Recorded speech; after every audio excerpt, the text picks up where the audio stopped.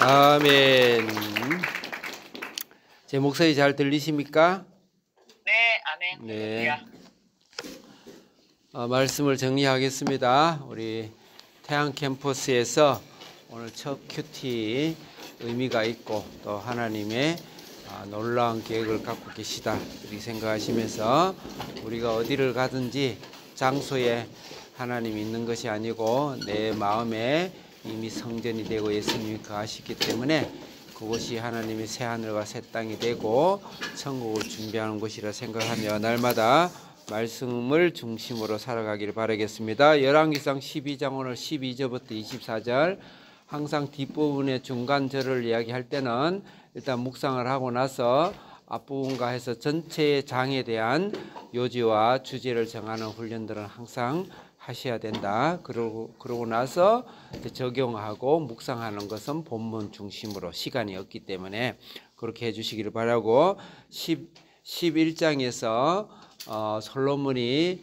말년에 그 천명의 후궁과 첩을 거느리면서 그러면 천 개의 우상과 다른 신을 섬겼겠죠. 그거를 사실은 메시지를 주는 겁니다.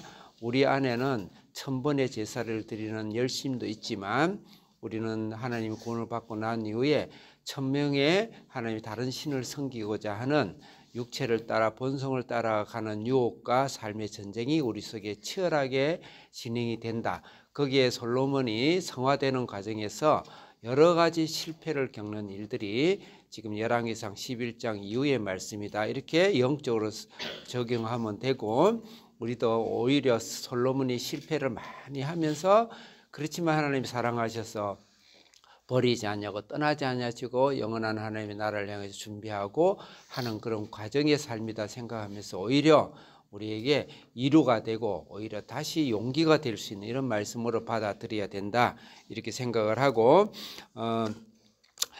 그렇게 했을 때 12장에서는 이제 세겜에서 르호보암의 왕이 이제 그 후계자가 이제 벌을 받게 되죠. 아들이 벌을 받을 때 모였습니다. 온 이스라엘 모였을 때 거기에 반란표가 일어나기 시작하죠. 하나님이 계획한 것이라 그랬어요. 육체의 소유에 반란이 있습니다.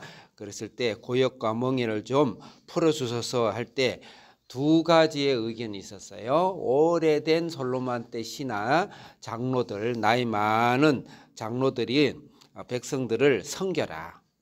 그분들의 말을 듣고 백성을 섬겨라 그렇게 요구를 했고 그 다음에 젊은 이 르호보암의 같은 세대 어리다 해봐야 40대예요.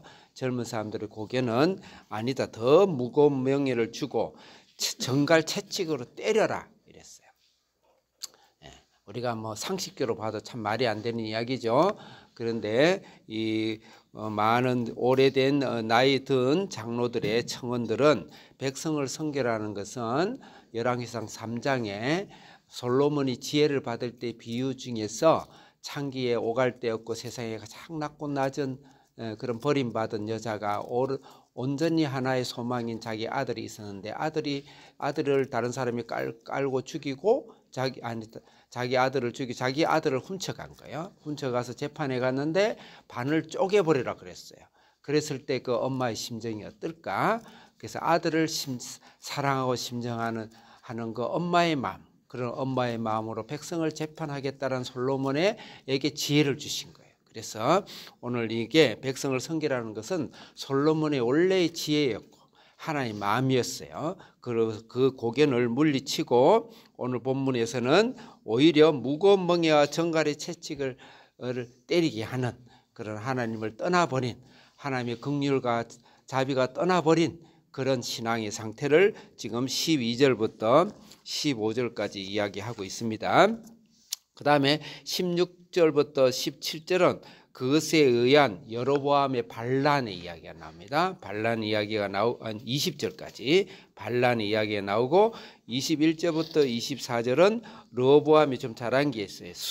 하나님의 말씀을 순종하는 그래서 잘못된 결정과 또 여로보암의 반란과 그 다음에 르호보암이 잘못했지만 그래도 하나님의 말씀에 순종하는 그 말씀으로 오늘 말씀이 구성이 되고 있습니다.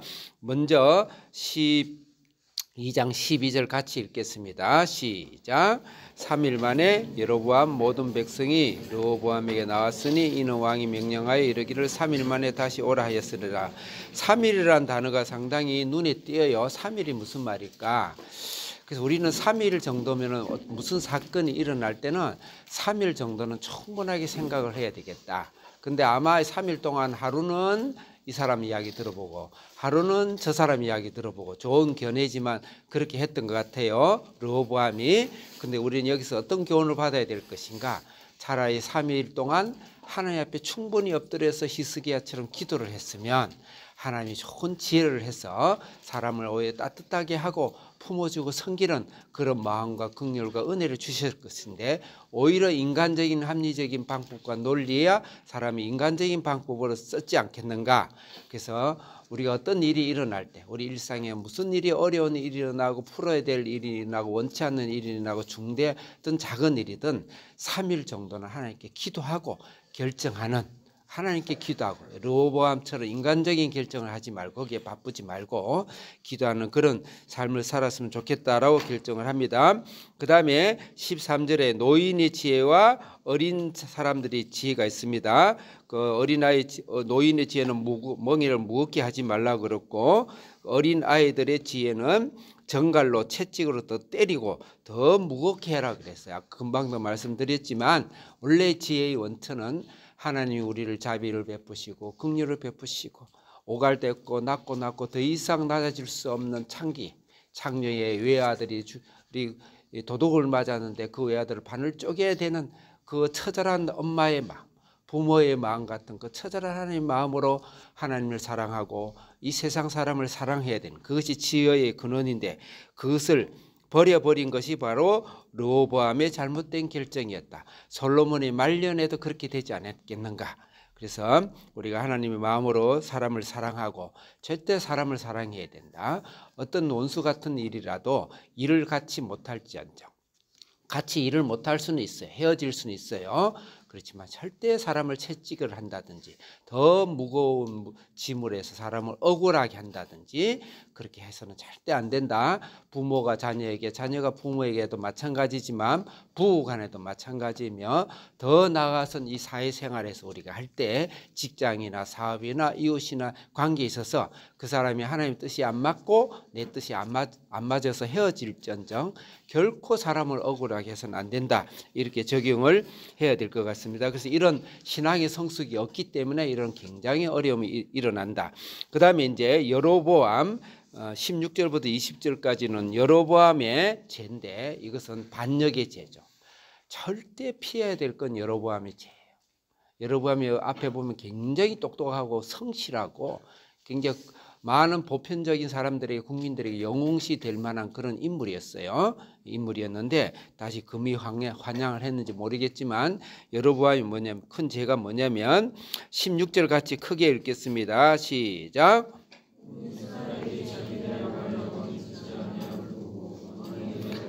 거기서 다윗과 무슨 관계가 있느냐? 그 뒷부분에 보면 다윗이여 이제 너네 집에 돌아서라. 가슴이 철렁합니다. 아무리 어렵더라도 할 말이 있고 안 할 말이 있지. 다윗과 무슨 상관이 있느냐? 다윗이여 너네 집으로 돌아가라. 이거는 다윗의 언약이에요. 언약입니다. 예수 그리스도를 말하는 거예요. 예수 그리스도. 하나님이 예수 그리스도를 이야기해요. 필요 없다. 필요 없다. 절대 가룟 유다 같은 이 고백을 하면 안 돼. 아무리 어려움이 있고 억울하고 내가 부모한테 억울하고 사회에서 억울하고 교회에 억울함을 당하더라도 구원은 개인 구원이잖아. 절대 다윗의 집 예수님을 저주하고 예수님과 상관없는 일을 하면 안 되는데 오늘날 이런 르호보암의 잘못된 교회사 속에서 공산주의 혁명이 일어났든지 이슬람 혁명이 일어난 것은 근본 문제는 교회입니다. 하나님이 교회를 심판하기 위해서 채찍을 들은 거예요. 그렇지만 본인이 여로보암이 되면 안 돼요. 이슬람은 예수를 이야기하거든요. 근데 처절하죠. 공산주의 예수 써먹거든 성경 써먹고 전부 예수 믿던 사람이 모인 거예요. 처절하게 하나님 떠나죠. 오늘 그것으로 신학이 신신학이다, 진보 신학이다. 물론 그분의 예수를 믿는 분도 있겠지만 모든 문화가 예수를 저지르 떠나는 거예요. 그래서 인본주의로 가는 것이요. 이런 죄를 지으면 안 된다. 19절에도 보면 이스라엘이 다윗의 집을 배반했다 그랬죠. 여로보암과 이스라엘 이 죄를 지으면 안 된다. 자, 마지막으로 르호보암이 잘한 것이 21절부터 24절까지인데 24절 읽겠습니다. 24절 시작.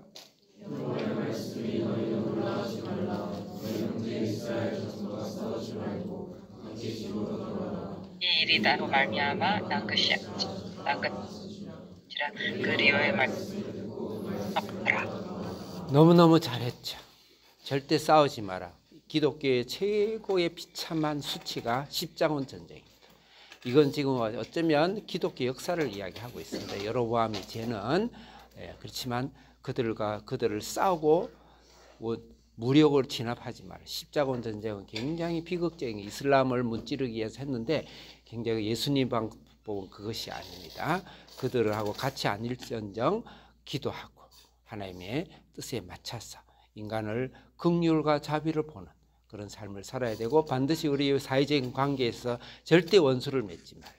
절대 원수를 맺으면 안 됩니다. 직장에 있었든 상관이든 부하든 사업이든 부부든 자녀와 부모 관계든 특히 교회 안에서 마음에 안 들더라도 절대 원수 맺는 사람을 저주하지 마라. 그래야 하나님의 큰 축복이 새 예루살렘 축복이 우리에게 온다.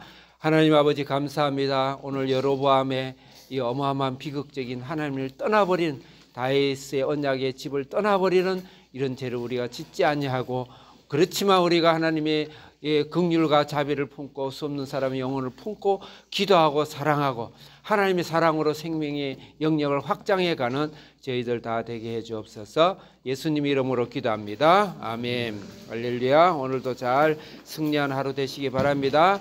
우리 또 태양 캠퍼스 오늘 작업들을 위해서도 순간순간 기도하시고 오늘 큐티로 마치면 안 되고 이 큐티 말씀 오늘 하루하루 중에 사건마다 시간마다 적용을 하시는 그런 큐티가 되시기를 바라겠습니다. 이상으로 마치겠습니다. 자,